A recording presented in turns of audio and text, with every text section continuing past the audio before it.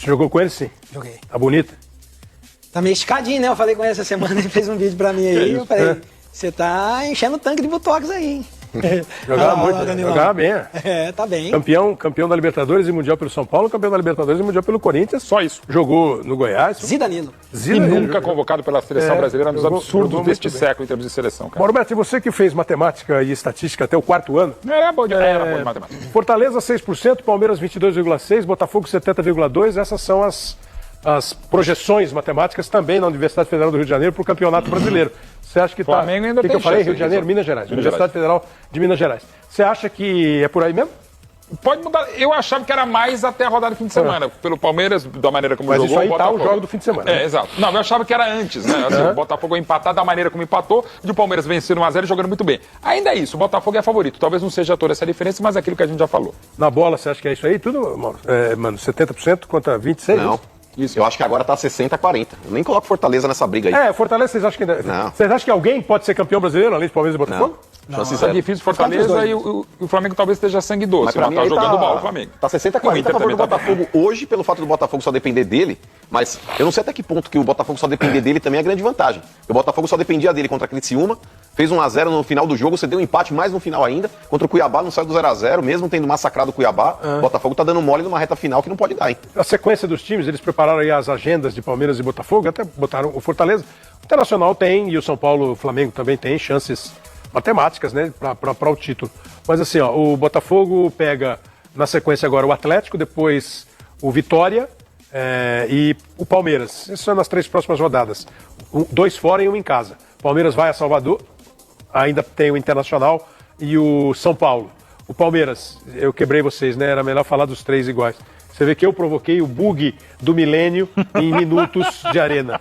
Mas vai, 34ª rodada. Atlético e Botafogo, Bahia e Palmeiras, o Fortaleza contra o Fluminense, os 3 fora. Na quinta, os do Palmeiras fora com o Atlético Goianiense, Fortaleza em casa contra o Flamengo, Botafogo em casa contra o Vitória. Aí tem o clássico Palmeiras e Botafogo, o jogo vai ser em São Paulo, e o Fortaleza vai a Salvador. E nas 2 últimas rodadas do campeonato, o Botafogo vai a Porto Alegre, o Palmeiras vai a Belo Horizonte pegar o Cruzeiro, o Fortaleza a Goiânia pegar o Atlético, e na última, Botafogo e São Paulo, Palmeiras e Fluminense, Fortaleza e Internacional. E nesse momento do campeonato eu quase que me recuso, como me recusaria na primeira rodada, a dizer qual é o melhor e qual é o pior adversário.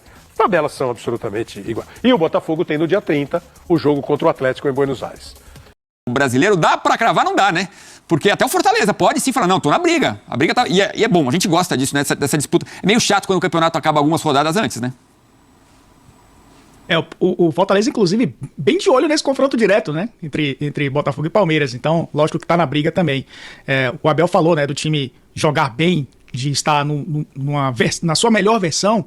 Nos últimos 12 jogos, o Palmeiras perdeu 2. Né? Perdeu pro Corinthians e perdeu pro Botafogo. Né? Perdeu pro Botafogo por 2-1. Então, o time que acabou tropeçando no líder e tropeçando recentemente no derby. Se recuperou rapidamente, é verdade, contra o Grêmio, um jogo difícil, mas conseguiu uma recuperação. Nesse mesmo recorte, o Botafogo tem mais jogos, né? Porque continuou ali disputando a Libertadores, né? O Palmeiras acabou caindo precocemente. O Botafogo perdeu um jogo, né? Que foi bem lá atrás mesmo, né? Tava olhando aqui, para o Juventude, aquele 3-2. Lá pra cá não perdeu mais. No Campeonato Brasileiro teve aquela derrota pro Peñarol. Então, são 2 equipes que perdem muito pouco. A Roberta Barroso trouxe muito bem, né? O Botafogo acabou tropeçando em jogos em que o torcedor não esperava, né? Os quais o torcedor não esperava, né? Esse do Juventude que eu citei e esse jogo que a gente tá vendo aí, o jogo contra o Cuiabá, que foi um jogo bem difícil. O Palmeiras conseguiu atropelar o Cuiabá, por exemplo, né? Conseguiu vencer com muita autoridade. Mas a gente tá vendo nesse momento, Edu, faltando poucas rodadas, ainda uma vantagem boa do Botafogo. É uma vantagem confortável, poderia ter sido mais confortável no último jogo. Se vencesse o Cuiabá, manteria 6 pontos de diferença, chegaria a 70 pontos. Mas ainda é uma boa vantagem, o que permite olhar para o confronto direto. E ainda, mesmo que tropece, né, um possível tropeço, ainda depende só das suas próprias forças para ser campeão brasileiro. E o empate não é um resultado ruim porque mantém a distância. Mas o que você falou, o Fortaleza também está de olho nesse confronto, está de olho nessa reta final. É um time que joga sem pressão e tem que entrar nessa conta também. Porque é um time que vem jogando muito bem no segundo turno, invicto a melhor campanha como mandante, e tá ali só de olho no Botafogo, só de olho no Palmeiras, para tentar, quem sabe, surpreender o mundo, né, sendo campeão brasileiro. Mas o Botafogo é o time que depende só dele. E dependendo só dele, isso em 2024 é uma ótima notícia, né, porque o Botafogo consegue ser um time consistente mesmo quando acaba tropeçando em jogos em que o torcedor não imaginava que fosse acontecer um tropeço. E mesmo estando com a atenção dividida, pensando muito também, claro, na finalíssima da Libertadores, dia 30 contra o Atlético Mineiro. Por falar no Galo, intervalo rapidinho, na volta, a segunda-feira dos campeões da Copa do Brasil, vamos falar do Flamengo e também do Felipe Luiz no comando, né, já com título profissional, e também da saída do Gabigol para o Cruzeiro, assunto para daqui a pouquinho. Até já.